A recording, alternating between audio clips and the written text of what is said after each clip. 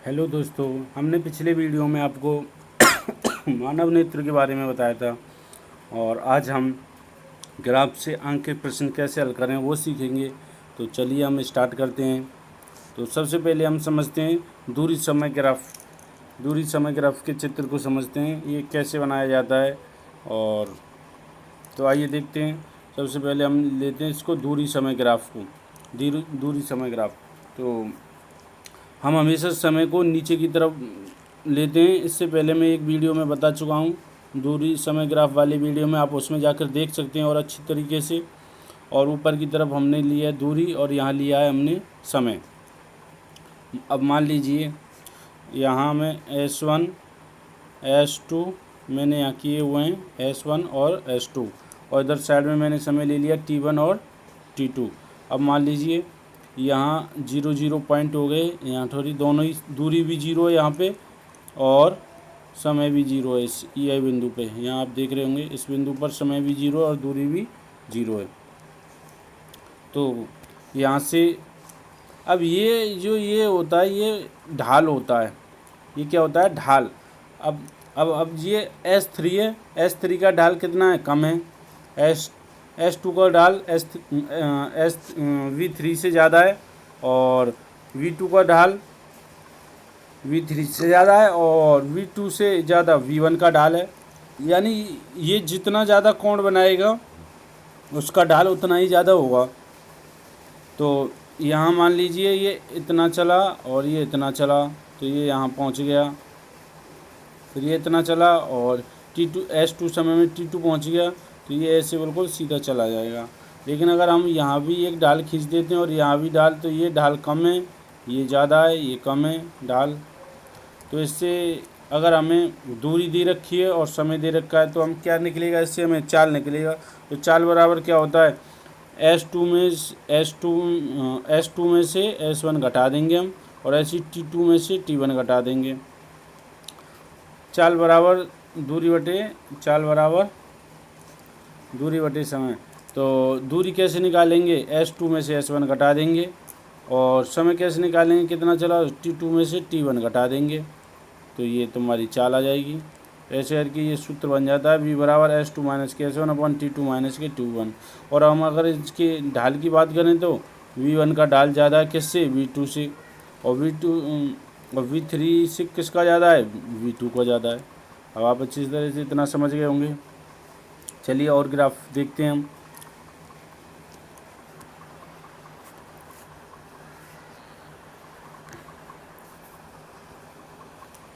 ये देखिए यहाँ हम अब की बार फिर से दूरी लेते हैं और समय लेते हैं। मान लीजिए कि कोई ये हमने दूरी ली और ये हमने समय लिया।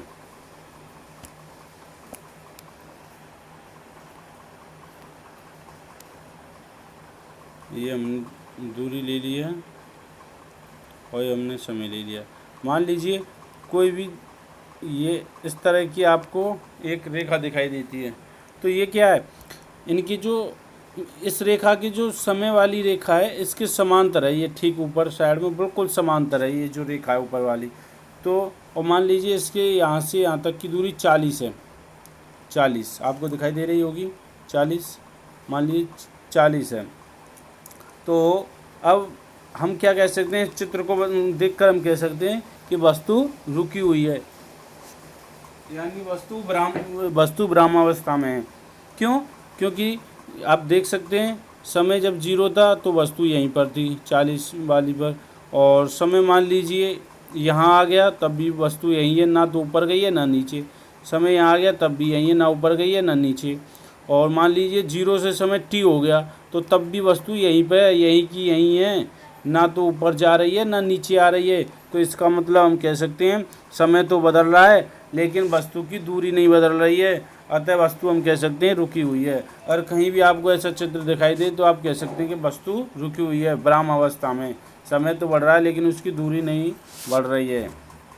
अब बात करते हैं हम वेग समय ग्राफ की। वेग समय ग्राफ की मोस्ट इम्पोर्टेंट है वेग समय ग्राफ।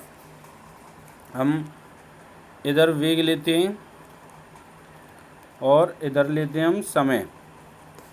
ये हमने ले लिया, आप देख रहे हैं। अब मान लीजिए हमने पॉइंट धर दिए, यहाँ 0 0 हो गया, यहाँ आप देख रहे हैं यहाँ 0 0, और यहाँ से ये हमें समय ग्राफ था, इस पर टाइम ले लेते हैं हम। 0 से 1 2 3 4, ऐसे यहाँ ऊपर 10 20 30 40 50 यहाँ तक ले लिया समय हमने। ये वाला यहाँ नीचे लिखा है, और वेग जो ऊपर 40 तक लिखा है हमने, यहाँ 40 तक लिख दिया है हमने। तो इसी टेबल के हिसाब से लिखे हैं हमने, जो संख्या है वो आपको टेबल देगा, और आपको ये चित्र बना के दर्शाना है, उनको दिखाना है।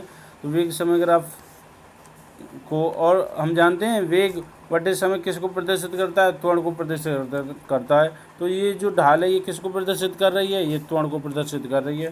तो ये 1 मीटर पे मान लीजिए यहाँ ऐसे, और 1 मीटर पे 10, यानी 0 पे 0 था, 1 पे कितना है समय, जब 1 हुआ तो वेग कितना हुआ उसका 10, तो 1 पे 10 ऐसे करिए।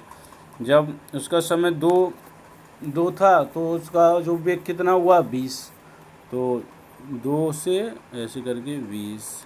जब उसका समय 3 था तो उस कितना हुआ वेग 30, तो यहाँ से ऐसे।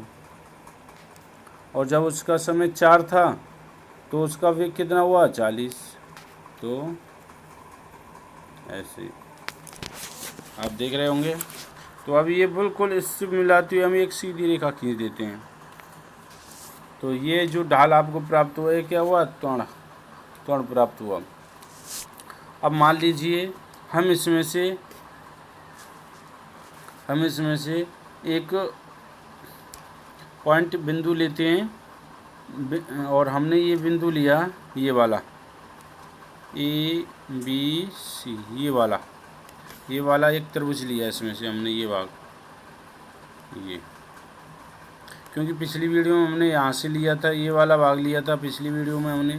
अब की बार हम ऐसा करते हैं, यहाँ से लेते हैं ABC, ये वाला भाग ले लिया हमने, ये त्रिभुज। अब मैंने ये त्रिभुज यहाँ लिख लिया, आप देख सकते हैं ABC। तो जब समकोण त्रिभुज है तो इसमें पाइथागोरस प्रमेय लग जाए, पाइथागोरस से, और हम जानते हैं कर्ण का होल स्क्वायर बराबर लंब का होल स्क्वायर प्लस के आधार का होल स्क्वायर। तो यहाँ हम tan थीटा बराबर क्या होता है, लंब बटे आधार। tan थीटा बराबर क्या होता है, लंब बटे आधार। तो हम लेते हैं यहाँ tan थीटा बराबर लंब बटे आधार। लंब कितना है इसमें, लंब BC, लंब ये BC, तो हम ले लेते हैं यहाँ BC। और आधार लेंगे, और आधार कौन सा है इसमें, आधार AC है, ये वाला आधार AC है, तो हमने यहाँ AC ले लिया। अब देखते हैं ये VC है, ये किसके समांतर है, ये इस रेखा के समांतर है, आप देख रहे होंगे। तो ये कितना है 30 से 10, और ये पूरा कितना है यहाँ से यहाँ तक 30 से, यानी 0 से 30 तक है ये पूरा। तो इसमें से हम क्या करेंगे, 10 को घटा देते हैं, यानी इस पूरे में से 0 से 10 तक था, ये वाला जो बच रहा था इसे घटा देते हैं, तो ये वाली वैल्यू निकल आएगी इसके समांतर वाली। नहीं आई समझ में, मैं कह रहा हूँ कि 0 से लेकर 30 तक जो रेखा है, ये पूरी रेखा है, इसमें से समांतर वाली कितनी है, 10 से लेकर 30 तक है। तो हम 0 से 10 वाले पार्ट को 0 से लेकर 30 वाले में से घटा देंगे, तो आपका ये वाला पार्ट निकल जाएगा, ये समांतर वाला, ये समांतर वाला निकल जाएगा। तो ऐसे हम 30 माइनस के 10 बटे, ऐसे ही समय में भी हम क्या करते हैं, समय में भी ऐसे ले लेते हैं हम। ये जो आधार है ये इसके समांतर है, तो हम यहाँ से यहाँ तक, यानी 0 से 3 में से कौन सा भाग घटा देंगे, 0 से 1 वाला। 0 में से 1 गया तो 1 ही बचा, तो यानी 3 में से 1 घटा देंगे, यानी 3 माइनस के 1। तो 30 में से 10 गया तो 20, और 3 में से 1 गया तो 2। तो त्वरण बराबर कितना आ गया, त्वरण बराबर 2 का भाग दे दिया, 2 का भाग दे देंगे तो 10। तो त्वरण कितना आ जाएगा 10, और इसका त्वरण का मात्रक मीटर पर सेकंड स्क्वायर। तो त्वरण कितना आ जाएगा इसका ढाल 10A, और जिस त्वरण को हम A से डिनोट करते हैं, तो यहाँ कह सकते हैं हम A बराबर 10 मीटर पर सेकंड स्क्वायर। और इसका त्वरण का सूत्र हो जाएगा V2 माइनस के V1 बटे T, यानी वेग में परिवर्तन बटे समय। ये T समय हो गया, ऊपर V2 माइनस के V1 क्या हो गया, वेग, यानी वेग में कितना परिवर्तन हुआ था, हमने ये परिवर्तन निकाला था, ये इसका समय अंतराल निकाला था। तो वेग में परिवर्तन बटे समय अंतराल त्वरण का ये फॉर्मूला आ जाता है। अगर मान लीजिए हमें इसमें से कोई एक भाग लेना हो, मान लीजिए ये क्षेत्रफल लेनी है, हमें छोटा सा भाग लेना है, ये वाला ए सी ई डी, ये वाला भाग लेना है हमें। मान लीजिए अब की बार हमें मतलब आयताकार क्षेत्रफल लेना है हमें, आयताकार क्षेत्रफल लेना है हमें, ये ए सी ई डी। तो हम जानते हैं आयत का क्षेत्रफल बराबर क्या होता है, लंबाई गुणा चौड़ाई, और इसकी लंबाई कितनी है, इसकी लंबाई है इसकी डी ई, और चौड़ाई कितनी है इसकी, सॉरी इसकी चौड़ाई तो डी ई होगी और लंबाई कितनी होगी ई डी। ये वाली ले ली हमने ए डी, और ये हमने चौड़ाई ले ली। तो आयत का क्षेत्रफल बराबर, अब ये क्या है, इसकी जो चौड़ाई है वो कितनी है, समय है वो, और जो ऊंचाई है वो वेग है, तो वेग लिख दिया हमने यहाँ। और वेग बराबर क्या रहता है, विस्थापन बटे समय, यहाँ हमने विस्थापन बटे समय लिख दिया यहाँ वेग की जगह पर, क्योंकि वेग बराबर विस्थापन बटे समय। अब ये समय से तो समय कट जाएगा, बचेगा क्या, विस्थापन। तो ये क्या आ गया, क्षेत्रफल बराबर क्या आ गया, विस्थापन। क्षेत्रफल बराबर विस्थापन। तो आपको ये बहुत ही मोस्ट इम्पोर्टेंट बात निकल के आई है, ये आपको ध्यान रखना है कि जब भी वेग और समय का ग्राफ दिया हो, केवल मैं वेग और समय के ग्राफ की बात कर रहा हूँ, अगर वेग और समय का ग्राफ दिया हो तो क्षेत्रफल होगा वो किसके बराबर होगा, विस्थापन के बराबर होगा। आगे हम क्वेश्चंस करेंगे तो उसमें कुछ इस तरह के क्वेश्चंस आएंगे, अगर आप इसको ढंग से समझ लेते हैं तो आप बहुत ही आसानी से कर पाएंगे। तो चलिए आगे देखते हैं अब हम। तो ये जो अभी मैंने जो चीज़ बताई हम उन चीज़ों को नोट कर लेते हैं।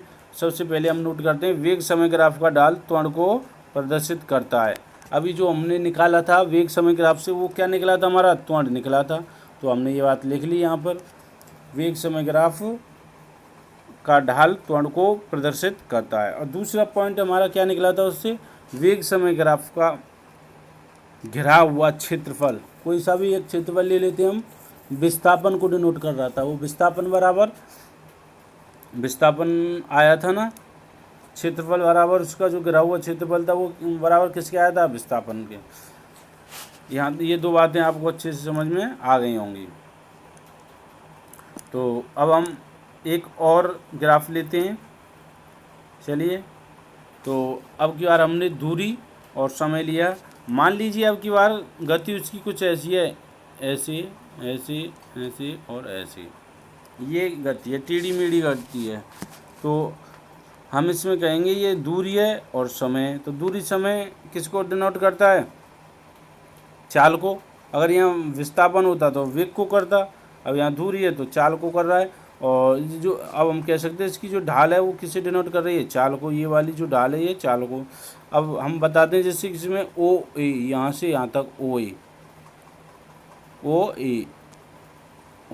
यहाँ से यहाँ तक ओ बी, यानी किसकी ढाल ज़्यादा है इसमें, ए बी की ढाल ज़्यादा है। किससे ज़्यादा है, ओ ए से ज़्यादा है इससे, क्योंकि ए बी वाला इस तरह से और ये इसका कम कोण है, इसका ज़्यादा कोण है। तो हम कह सकते हैं वी वी, ये वाली वी वी बड़ी है किससे, वी ए से यहाँ। और ये इसकी बात करें हम सीढ़ी की, सीढ़ी क्या है, इसके ये जो समय वाली लाइन है इसके बिल्कुल समांतर है ये देखिए समांतर है, ये भी इस तरह से और ये भी इस तरह से। तो हम कह सकते हैं यहाँ जाके वस्तु कैसी हो गई है, यहाँ जाके वस्तु है बिल्कुल गति नहीं कर रही है, बिल्कुल। जो अभी मैंने इससे पहले एक ग्राफ समझाया था तो आपने देखा होगा, उसमें कुछ इस तरह का ग्राफ था। तो उसमें हमने क्या बताया था, क्योंकि ये बिल्कुल समांतर थी, ऐसे ये समांतर है तो वस्तु कैसी है, रुकी हुई है विरामावस्था में। आप समझ गए होंगे। तो यहाँ से यहाँ तक ये वस्तु चली है और ये चली है, फिर इसके बाद ये वस्तु कैसी अवस्था में आ गई है, विरामावस्था में आ गई है। इस तरह से ये गति नहीं कर रहा है, यह एक समान गति। यहाँ तक समझ गए होंगे। अब देखिए ए बी का ढाल ज़्यादा है किससे, बी सी से। ए बी का ढाल ज़्यादा है किससे, ए बी का ढाल ज़्यादा है किससे, वी सी से, वी सी इससे, क्योंकि इसका इस तरह से और इसका यूँ है। तो ए बी का ढाल ज़्यादा हुआ वी सी से, तो यहाँ वी वी बड़ी हुई किससे, वी सी से। सीढ़ी का ढाल शून्य है, इसका ढाल क्या होगा, सीढ़ी का ढाल शून्य, क्योंकि वस्तु ऊपर ना तो ऊपर ही जा रही है ना नीचे ही जा रही है, विरामावस्था में रुकी हुई है, तो इसका ढाल क्या हो जाएगा, शून्य, अर्थात वस्तु विराम में है। ये हमने यहाँ पे लिख दिया है, आप देख सकते हैं। अब एक चित्र और लेते हैं, हम लेते हैं अब की बार वेग समय ग्राफ। अभी हमने दूरी समय ग्राफ लिया, अब लेते हैं फिर से वेग समय ग्राफ। इसमें हम इस तरह की दूरी लेते हैं सेम ऐसे। तो इसमें जो ए वी है, इसमें जो ओ ए और ये है वही ए बी, तो ए बी का ज़्यादा है ओ ए से, तो हम लिख सकते हैं ए बी का ढाल ओ ए से ज़्यादा है। अतः कौन सा बड़ा होगा, ए बी बड़ी होगी किससे, ओ ए से बड़ी होगी, ये हमने लिख दिया। अब बी सी का ढाल नीचे की ओर आ रहा है, और नीचे की ओर हम जानते हैं कोई वस्तु आती है तो होता तो वहाँ भी त्वरण है, लेकिन वहाँ माइनस में जाता है त्वरण, और उससे हम क्या मान देते हैं, उसे हम मंदन कहते हैं, जो नीचे की तरफ घटता है जब। तो यहाँ क्या हो रहा है, मंदन को प्रदर्शित कर रहा है, बी सी किसे प्रदर्शित कर रहा है, मंदन को। और ये फिर से ये जो समय की रेखा है इसके समांतर हो गया, तो फिर से ये विरामावस्था को प्रदर्शित कर रहा है, सी डी है जो। तो सी डी के लिए, इसलिए सी डी समय अक्ष के समांतर आता है, सी डी का क्या है, ये ए डी है, तो ए डी बराबर कितना हो जाएगा, शून्य। हम लिख सकते हैं अतः वस्तु एक समान वेग से गति कर रही है, अतः त्वरण बराबर क्या होगा, शून्य। अब अब हम कुछ न्यूमेरिकल्स या कुछ क्वेश्चंस लेते हैं। पहला क्वेश्चन है, किसी वस्तु के एक समान व असमान गति के लिए दूरी समय ग्राफ की प्रकृति क्या होगी। मैंने बताया था अभी, किसी वस्तु के एक समान के लिए कैसा होगा ग्राफ, एक समान, यानी ये क्या हो गई तुम्हारा समय, और ये क्या हो गई दूरी। तो मैंने अभी बताया था आपको कुछ इस तरह का क्वेश्चन, किसी वस्तु के एक समान के लिए कैसा हो जाएगा, कुछ इस तरह से, बिल्कुल एक समान व असमान गति के लिए दूरी समय ग्राफ, सॉरी, ये इस तरह से हो जाएगा, बिल्कुल एक समान गति से सीधा, और यहाँ लिख जाएगा आप समय, और यहाँ दूरी। ये देख सकते हैं, हमने यहाँ बना दिया है।